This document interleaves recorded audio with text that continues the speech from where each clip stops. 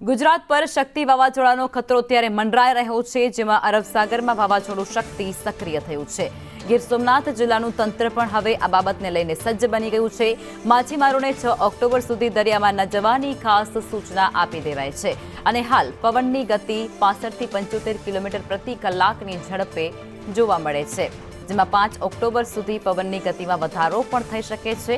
પવનની ગતિ 110 કિલોમીટર પ્રતિ કલાક સુધી પણ રહી શકે છે। ખાસ કરી 6 અને 7 ઓક્ટોબરે રાજ્યમાં વરસાદ વરસે તે પ્રકારની પણ આગાહી હવામાન વિભાગ તરફથી વ્યક્ત થઈ છે।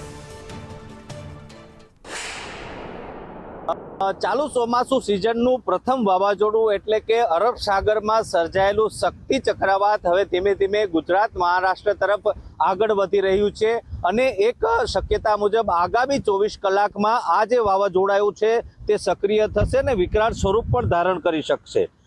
ગુજરાતના સૌરાષ્ટ્રના સમુદ્રકાંઠા વિસ્તાર પર તેની વધુ અસર જોવા મળી શકે છે।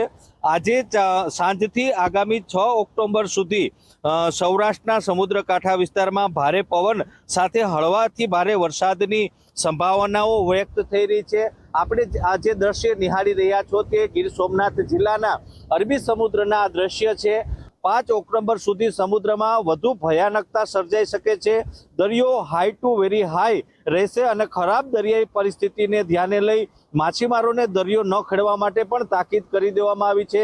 આ ઉપરાંત દરિયાકાંઠા વિસ્તારમાં જ્યારે ચક્રવાતી શક્તિ નજીક આવશે ત્યારે 110 કિલોમીટરથી વધુની ઝડપે પવન ફૂંકાઈ શકે છે તેવી પણ સંભાવનાઓ છે।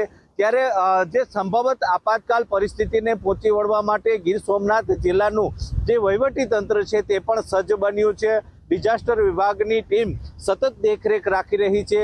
રાકેશ આહિર, સંદેશ ન્યૂઝ, ગીર સોમનાથ।